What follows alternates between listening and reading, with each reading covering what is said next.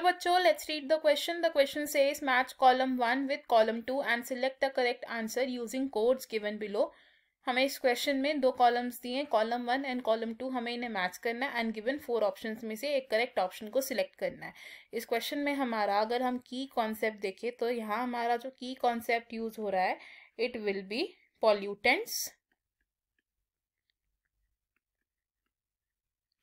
Pollutants होते हैं हमारे पॉल्यूशन कॉजिंग एजेंट्स, जिनकी वजह से डिफरेंट तरीके की पॉल्यूशन हो सकती है एनवायरनमेंट में. तो these are pollution causing agents. सबसे पहले अगर हम बात करें नाइट्रस ऑक्साइड की, विच इज N2O. ये जो नाइट्रस ऑक्साइड होता है, ये एक ग्रीन हाउस गैस है.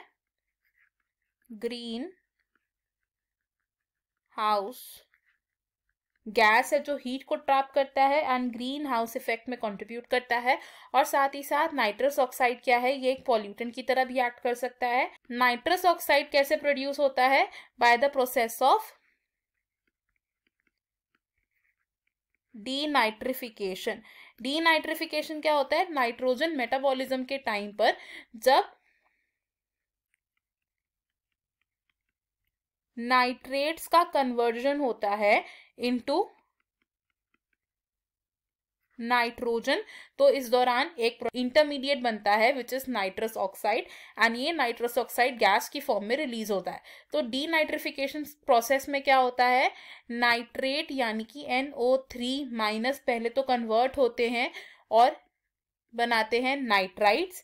नाइट्राइड्स फर्दर एक ऑक्सीजन को लूज करते हैं और नाइट्रिक ऑक्साइड बनाते हैं. अब ये जो नाइट्रिक ऑक्साइड है, इनसे फर्दर क्या बनता है, N2O बनता है विच इज नाइट्रस ऑक्साइड. और ये जो नाइट्रस ऑक्साइड है, ये रिलीज हो जाता है in the form of gas, यानी कि ये एस्केप हो जाता है एंड देन इससे क्या बनता है, नाइट्रोजन बनता है. और सेकेंड पॉल्यूटेंट जिसकी हम बात करेंगे, it is chlorofluorocarbons.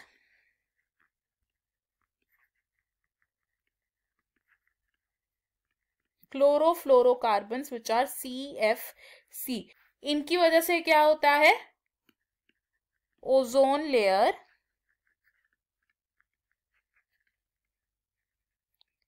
Depletion. Stratosphere में जो गुड ओजोन है, जो हमें प्रोटेक्ट करती है फ्रॉम यूवी रेस, उसकी डिप्लीशन होती है, यानी कि इस ओजोन लेयर की थिनिंग हो रही है because of chlorofluorocarbons.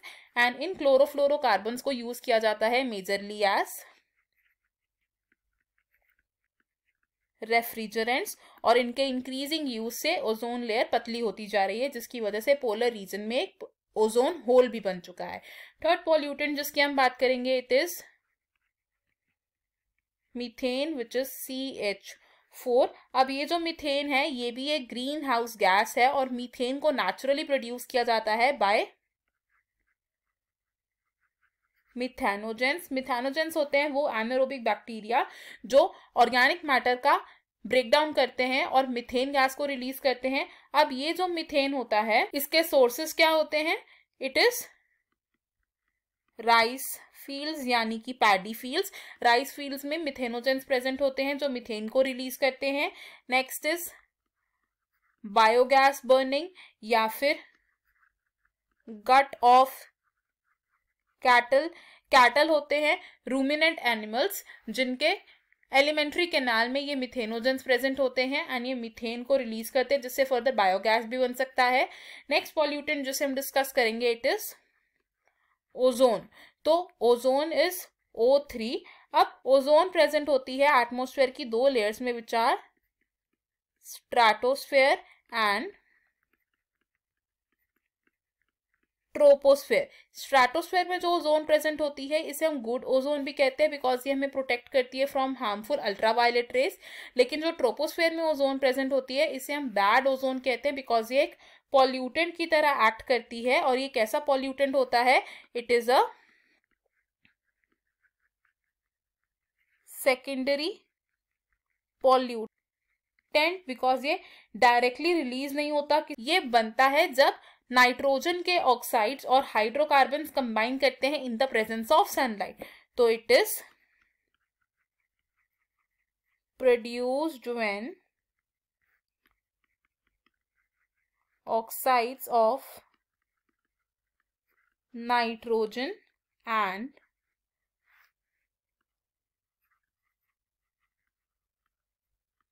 Hydrocarbons combine. Next pollutant जो हम डिस्कस करेंगे it is carbon dioxide.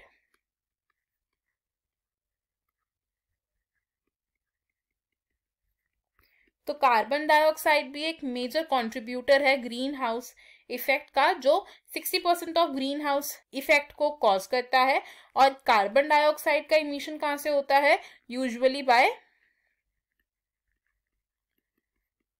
Automobile exhaust and combustion of fossil fuels। तो अगर हमारे पास जो दो कॉलम्स दिए हैं, अगर हम इन्हें मैच करें तो हम क्या बता सकते हैं यहाँ से कि नाइट्रस ऑक्साइड क्या है, ये प्रोड्यूस होता है in the process of denitrification naturally. Chlorofluorocarbons होते हैं हमारे रेफ्रिजरेंट्स। मीथेन का सोर्स होता है कैटल, राइस फील्ड्स या फिर टॉयलेट्स। ओजोन है एक सेकेंडरी पॉल्यूटेंट और कार्बन डाइऑक्साइड रिलीज होता है as combustion of fossil fuels, wood etcetera.